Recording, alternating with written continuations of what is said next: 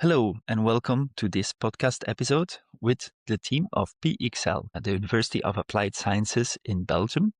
Today I have some very interesting guests that have been working with OWASP SAMM and SAMI to do a study on SMEs in Belgium. They will tell you more about it, but first we'll do a little round of introduction. My name is Dag Flachet. I'm one of the founders at Codific. I'm also a professor at the Geneva Business School. I have an academic background in organizational psychology, and I'm a member of the OWASP community, lifetime member and contributor, especially around OWASP SAMM and my local chapter in sunny Barcelona. Savannah? Hello, everybody. My name is Savannah Eggers. So I am a researcher at PXL Smart ICT, and my background is in applied engineering, electromechanics. I used to work in manufacturing as an automation engineer, but then I switched to cybersecurity. Great. Thank you, Savannah.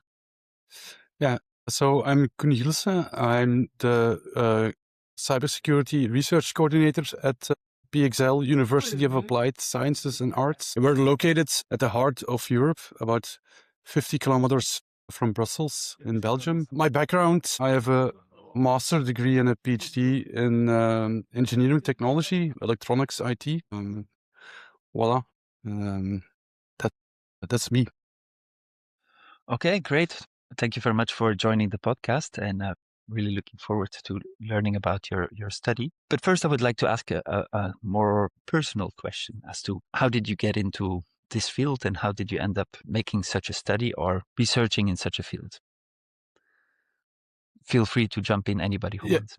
Yeah, so from my personal standpoint, let's say, so I value my own privacy and security very much. It's very important to me. In essence, cybersecurity is an intrinsic interest of mine. And the last decade or so, security incidents have been increasing exponentially, also in the Belgium media. So the urgency is definitely there.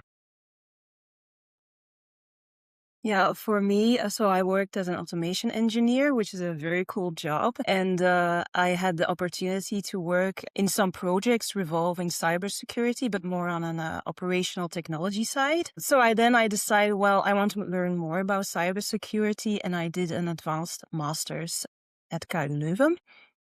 And from there, that sparked the interest in application security, and here we are. Okay. And then how did we get to this specific research question? We'll dive deeper into the research question in a second, but you're researching the maturity of SMEs. Yeah. So how did we get there? So well, PXL decided to start an applied research topic on cybersecurity about 4 years ago. Well, in the first step in our research, we were wondering, okay, as we are applied research, closely collaborate with companies. So what is actually the maturity of these companies? Where are the needs of these companies? So in that sense, we started searching for a framework to assess the maturity so we can adapt our applied research to the labor field, let's say, to the industry.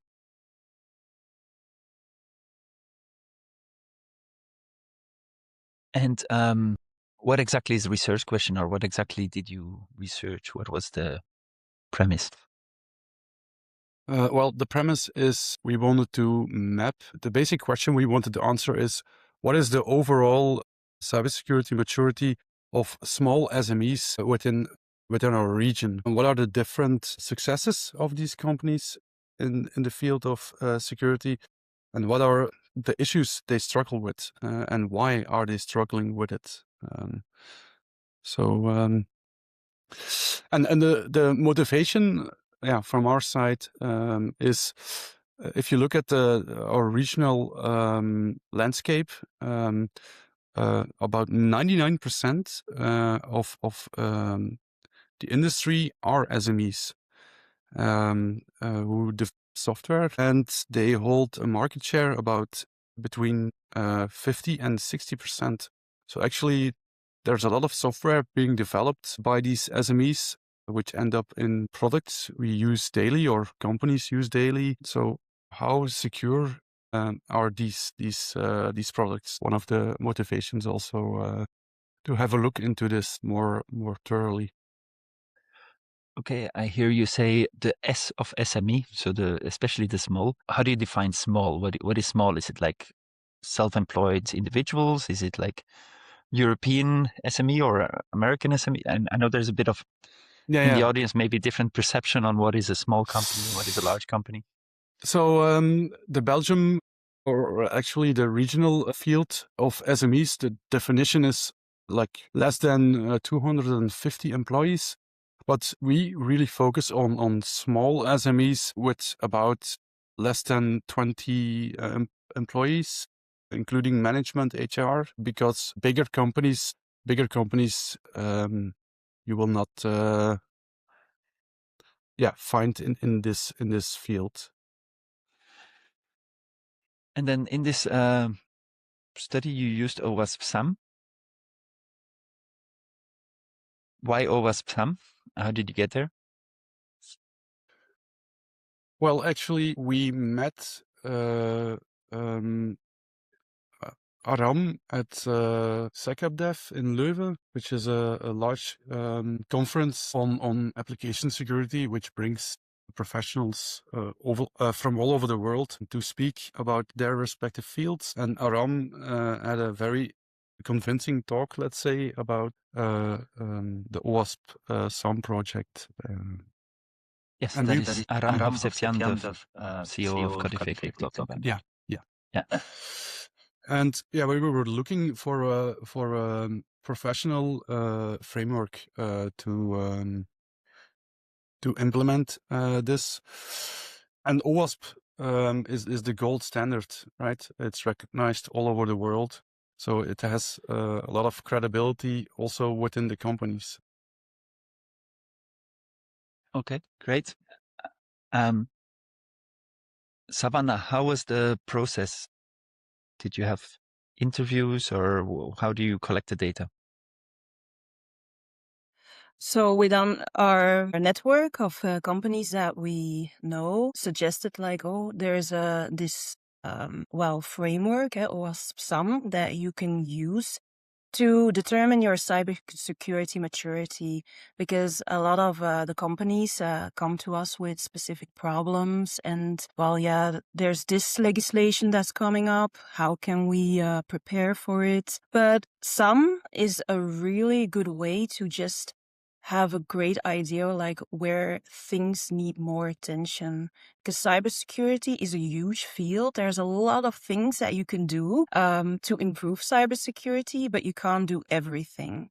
So with the pillars within SAMM, it's very nice to see, okay, we score great in this pillar, but perhaps the design pillar needs some more focus. Also, SAMM is very prescriptive, which is much needed with legislations that give more of outcomes that they want instead of telling companies how to achieve them. Mm-hmm. So that's why we suggest SAMM. And of course, the companies were like, yes, please do a SAMM assessment for us. Then, of course, because we study SAMM, we discovered the SAMMY tool, which is a great way to do the assessment. And then we plan a meeting with the CISO of the company or technical lead of the company to go through the questions together.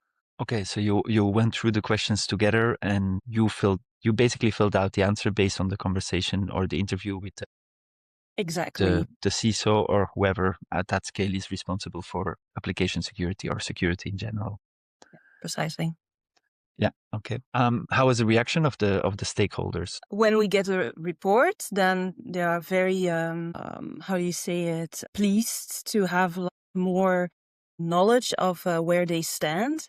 But during the assessment itself, especially because you begin with the governance questions, and mostly within governance, small companies will score lower. And it's like, oh, but these questions are more aimed to bigger companies. So why do you ask them to us? But yeah, you have to assess everything in order to know the cybersecurity maturity. And also you can't be great at everything if you don't have all the resources. But that's where SAM helps to prioritize risks, because that's also a big part within SAM. So as we are going, they become less defensive and they see like, oh, okay, it's not a big deal to score low at a certain aspect if we have the resources to improve other aspects, or it shows that we have already put a lot of efforts at certain aspects. That's also a great start. Yeah, we encounter often as well when organizations are in contact with OWASP SAMM for the first time, they have the feeling it's kind of like a scoreboard and they don't want to score badly on any of the questions.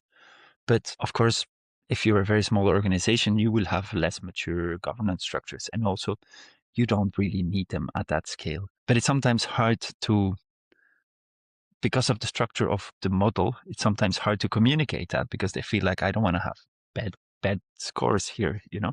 I think at the community call on OWASP SAMM, I raised this problem, but then it was good to hear people suggest like, oh, but you don't have to start with governance, or for smaller companies, you can just do the middle pillars, so you can leave governance and operations aside.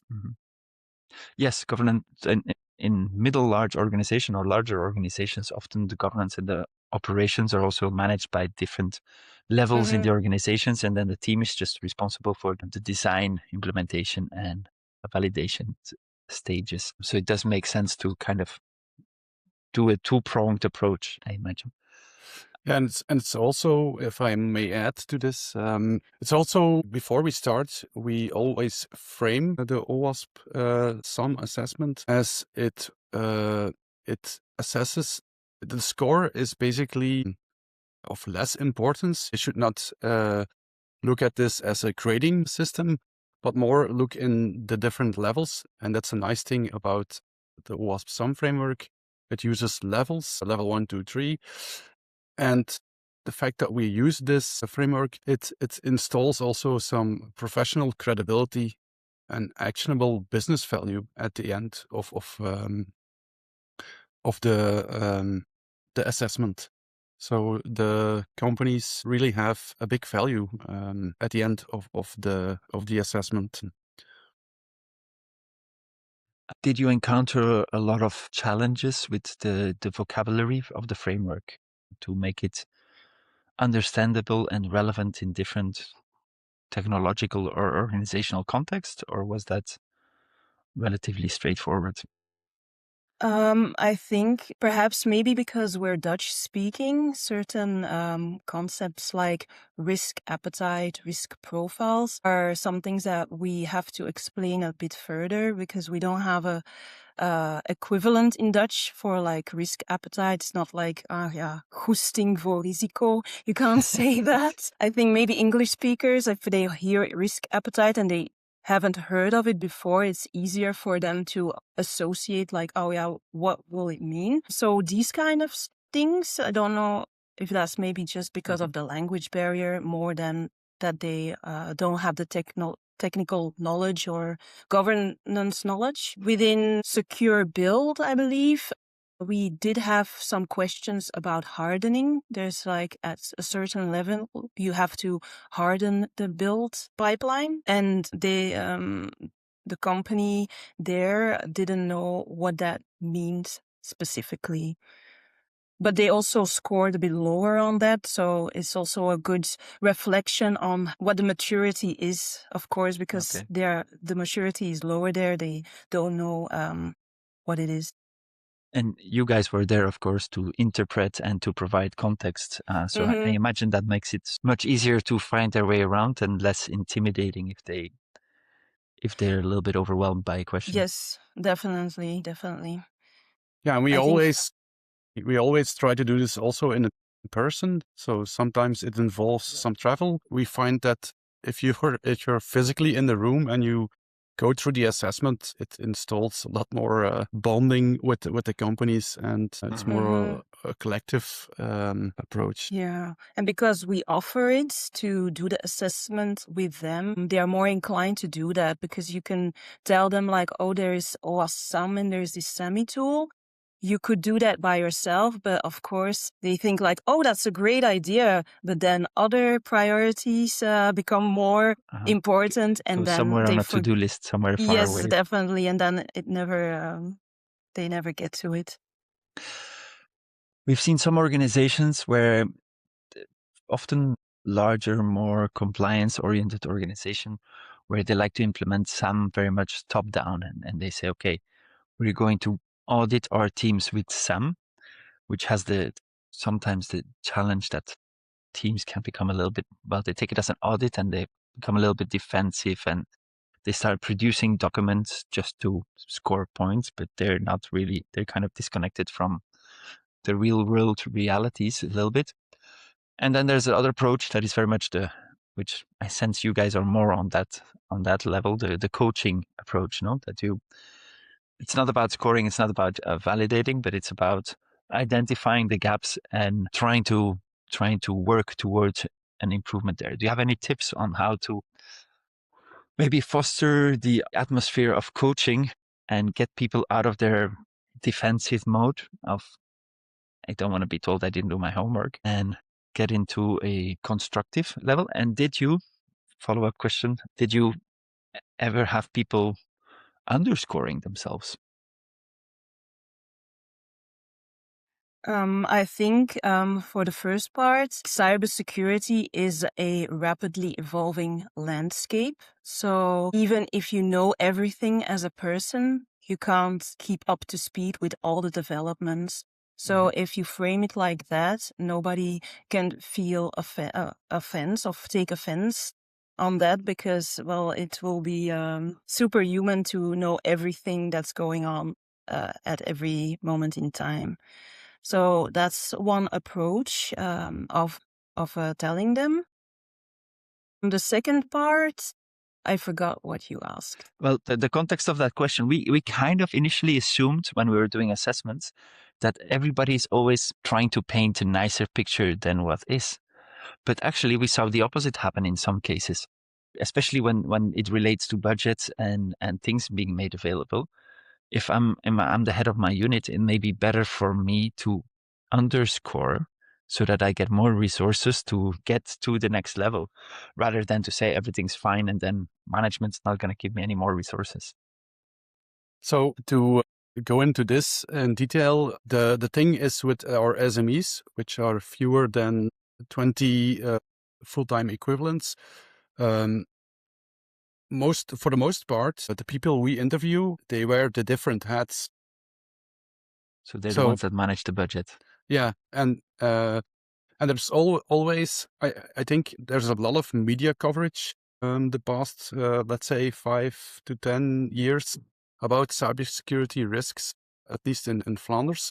So they have a healthy dose of self-awareness, and they know they want to improve. Yeah, they also want a roadmap. How can we improve? So they are very open. They're not hiding their homework, but they basically want a baseline. So where do we stand, and where can we improve? And that's from our perspective as a research institute. We, of course, highly value a framework which is internationally recognized and quantifies these results in valuable metrics. So that's why, again, we chose for the SAMM framework. Mm-hmm. Yeah. And then before we dive into the results, what did you expect before starting? If I hear your introduction, I would assume that SMEs in Flanders would be at a very immature level. I would assume that, yeah, there's just not, I don't know how high a priority is cybersecurity for companies unless it's essential to their product, unless they're in a very sensitive industry like healthcare or something like that. or they have like a compliance. What was your expectation? Let's say, how did you walk into the research? What did you think was going to happen? So, okay, let me comment on that. Savannah, you may have a different perspective. It would be nice to see what your one was. Yeah, mine was naively. I was hoping that it would be more mature than we got from the results. So, because we interviewed already a lot of companies in some critical sectors, let's say. And the results were at least lower than I naively expected. But okay, that's. What did you think, Savannah, when you started? What did you expect? Yeah, I actually expected it to be worse because there's already a lot of large companies that you even see in the news, like how is this possible with so many resources that you can have a breach like that or anything. So if you go to SMEs, you think like, oh, they will have nothing in place compared to the larger companies, even though it's still not what it should be for the lowest baseline. When talking to them, or at least the companies I've talked with, you see that they are very willing to learn and to improve their cybersecurity. With the resources they have already put the most in place to get where they are. Okay, do you think there is a kind of like self-selection bias here? I do think because, of course, the people that we interview are, of course, very eager to learn what their cybersecurity maturity is. So I definitely think there's a bias. Yeah, we saw that in the OWASP benchmark as well. We have a benchmark on the industry. But generally, when we talk to companies and we ask them, can we anonymize your data and contribute it to the benchmark? They say, yes, but not yet. Let's first like clean up the house a little bit, and then we'll contribute, which means that the benchmark is actually higher than it should be. I can imagine. For us, it's actually not the case. The companies are very willingly to submit the data just as is. Yeah, so that's a very nice contribution from them. So we're very grateful to these companies. Okay, great. Okay, so then the findings. What did you find? What can you tell us about that? So, well, I'll start off. The findings are, if we look at the biggest gaps, it's definitely within education and governance, education and guidance, and also the threat assessment, which doesn't come as a surprise because when you talk about threat modeling, not everyone knows what threat modeling is. So, of course, the threat assessment is all about threat modeling. And especially smaller companies ain't got the time for that because it's, of course, a very time-intensive methodology. So, yeah, that's the biggest gap. Which is unfortunate because with threat modeling, it's a great way to have more affinity with your application. And from the start, you'll know exactly what your application is about and where threats can arise. And with these threats, you can start prioritizing like, okay, which one is the most, has the... Yeah, I remember once in a OWASP conference, Aram was asked the question, okay, so after explaining OWASP SAMM and all of that, now if I don't know where to start, where should I start? Which is like the first, assuming everything is not so great, where should I start upgrading my processes?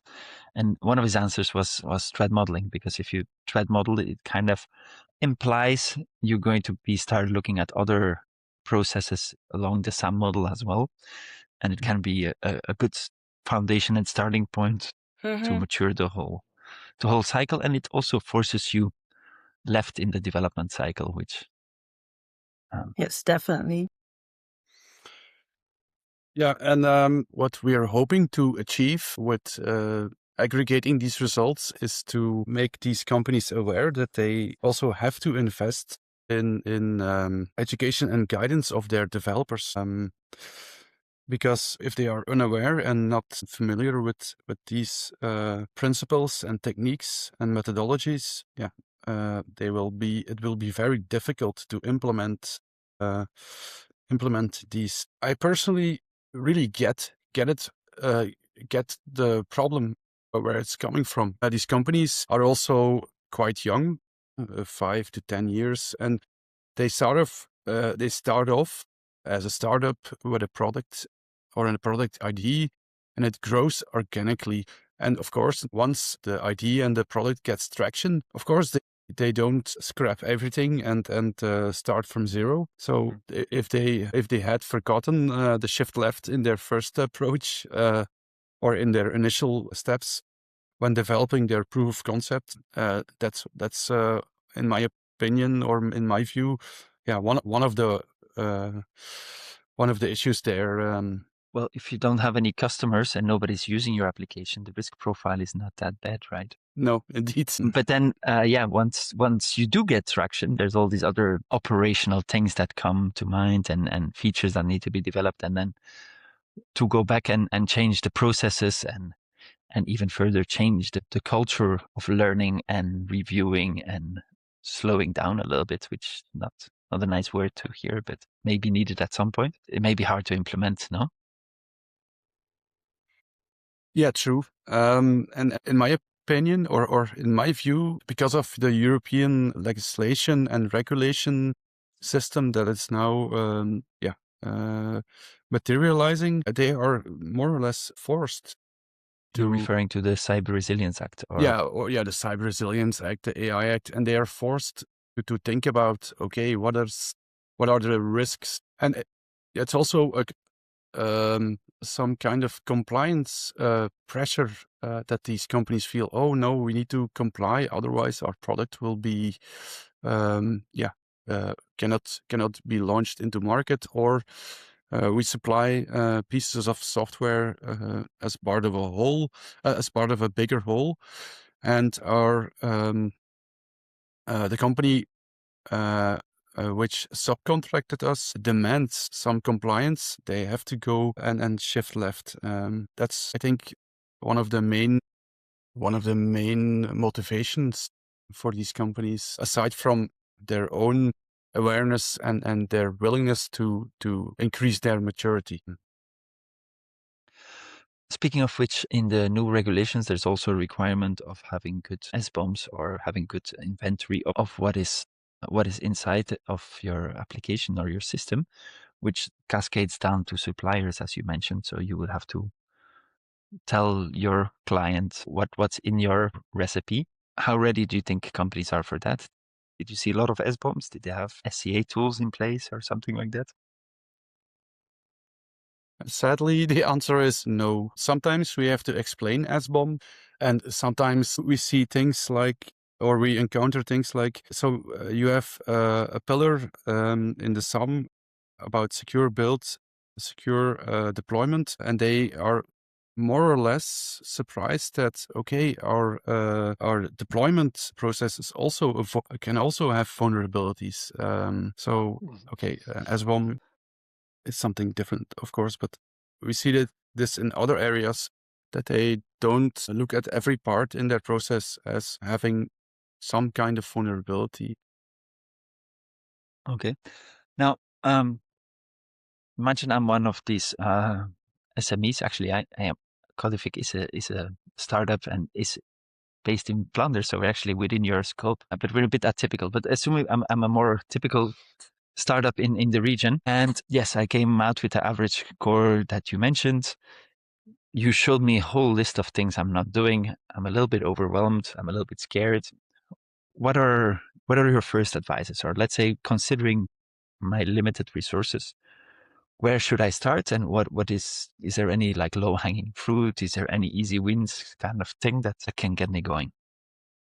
Yeah, I think this is a difficult one because, well, yeah, low hanging fruits, then why wasn't it done before? But let me choose education and guidance, because basically you need to know about security principles, you need to know about the OWASP top 10 So these are not difficult concepts to grasp. It's not like you tell your employees that they have to suddenly become nuclear engineers. It's very simple material. However, it's of course very difficult if they don't know what they need to know, what to choose. So with SAM, because it's prescriptive, it tells you, okay, here's a resource to learn more about security principles, or here's a resource to learn more about threat modeling. But if you don't have that, cybersecurity is a broad field. So where do you start? With education and governance, I think the most difficult for SMEs is to know where to start. There are so many resources. There are so many companies saying, okay, we can help you with this, with that. But what do they need to start with? So with SAM, you could have a clear view of what is the low-hanging fruit, but you also have already a suggestion on how to deal with that. And yeah, and to also continue on this, when we finish the assessment, we always provide them, of course, with the report, but also with the export from the SAMI tool. And we suggest that they continue in an improvement track. So they can use the data we exported from our initial assessment. If they want, they can continue this process by themselves, or we can also provide some consultancy to increase their maturity posture. Mm-hmm. Yeah. When talking about education and guidance and general developer education, do these companies already know OWASP, or was this for many the first touch with OWASP, or is it, as we see sometimes, a confusion between OWASP as the organization and OWASP Top 10, which is the one thing that a lot of people seem to know?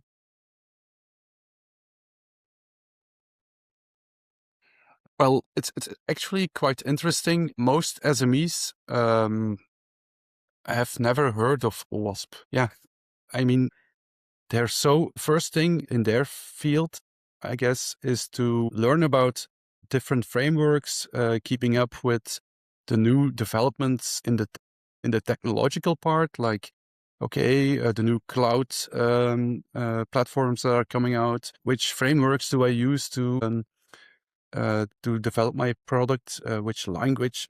There are so many questions already there. And yeah, security is really omitted or forgotten in this process. So to answer this question quite clearly, no, they mostly haven't heard about OWASP. But I'm looking forward to next week. We have an assessment with company X, let's say, and the CTO is an ex-employee of this larger company, larger consultancy firm in Belgium, and they were really so at this larger company where he used to work. OWASP was really at the center of their development. So I'm curious to see how this will be implemented into the smaller company. Okay, so if there are listeners here that have never heard of OWASP, I'll give a little brief introduction. OWASP stands for the Open World Application Security Project. It's a non-profit foundation that provides lots of community-driven free resources and guidelines, of which OWASP SAMM is one, for application security. So if you're looking for resources to help education and guidance, make sure to look that up and to Google that. There's a lot of things to be found.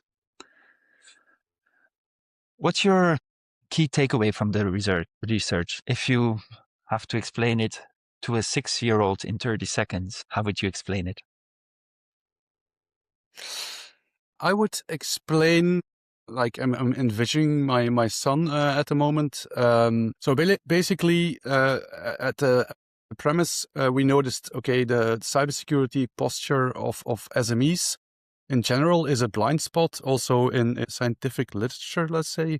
So we definitely wanted to contribute to that. From these results, we see that there's the shift left paradigm, which has been around for many years now, has still not been implemented. And of course, with SMEs, which is understandable. It has also not been implemented.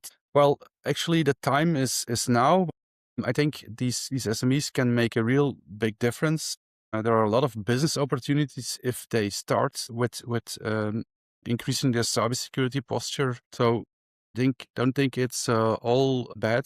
There are a lot of opportunities at the moment for these SMEs to differentiate them from their Competitors? competitors. Thank you. To be the company with a better cybersecurity posture and deliver software also compliant to the new regulations. This will help them.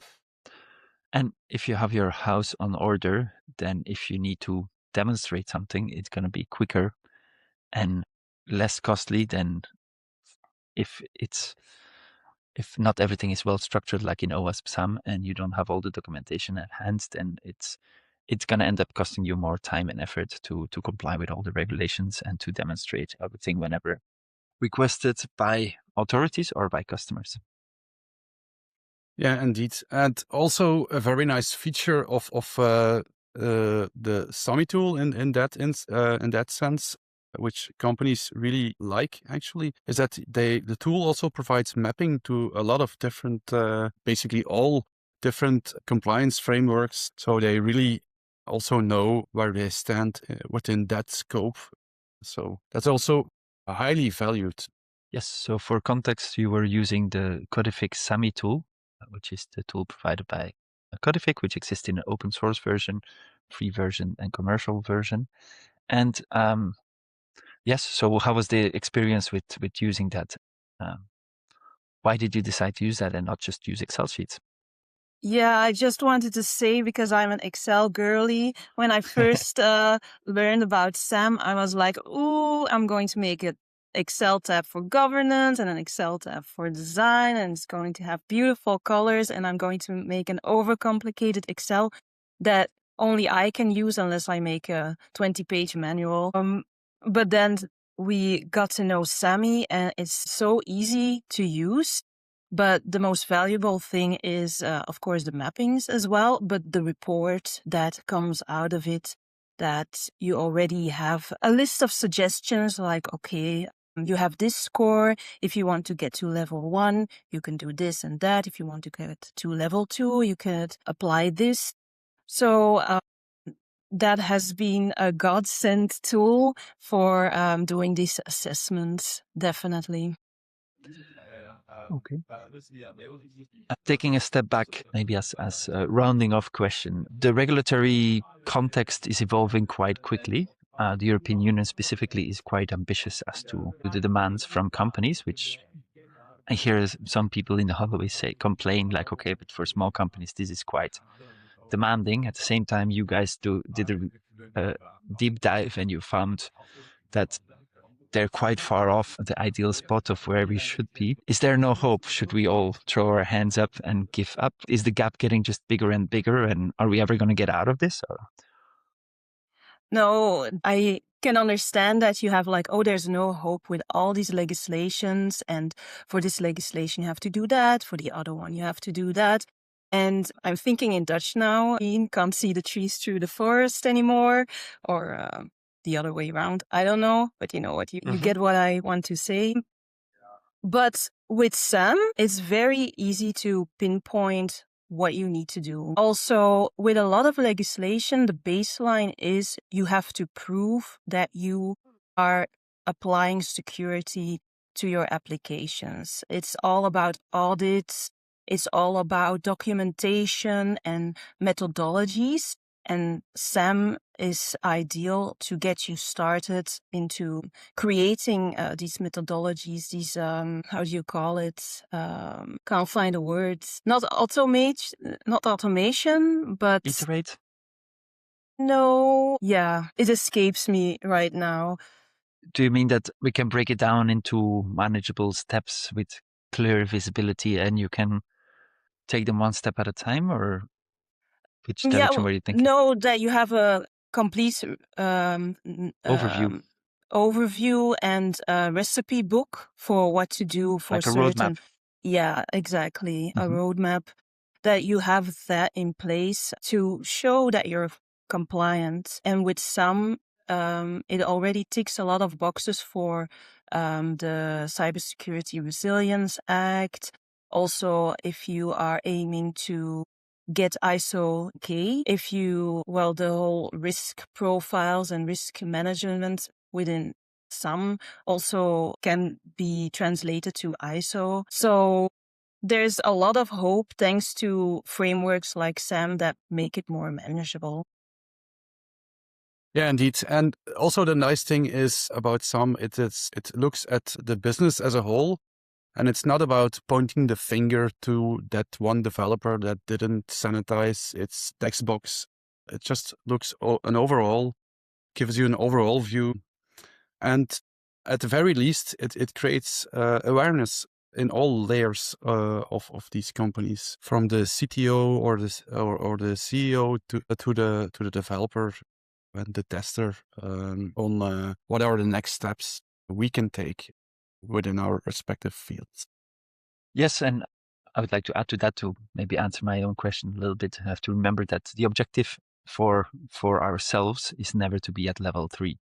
The objective for ourselves is to identify what is the most important things we can allocate our limited resources to, and thereby getting a really good bang for our buck, instead of feeling overwhelmed and feeling like, oh my God, there's such a huge to-do list of things we should have done, but we haven't done them, to manage to challenge those demons a little bit. All right. Is there anything you feel like I should have asked that I didn't ask, or are there any last comments you would like to make? No, I guess we can talk about SAMM and cybersecurity until eternity, but I think we, or from my perspective at least, I think we covered the main things. Yeah, thank you for this very nice interview. I think we indeed covered about 99%. You can never reach 100%, but it was very interesting to have this discussion with you guys. Okay, great. Thank you, Savannah. Thank you, Koen. If you enjoyed this episode, Savannah and Koen will be at the OWASP Global AppSec conference in Vienna, and they will be talking about their research as well, together with a lot of other experts on OWASP SAMM. So if you would like to join that, you can still join that. OWASP conferences are a great place to educate, learn, network, and get on track to a secure future. Thank you very much. Thank you.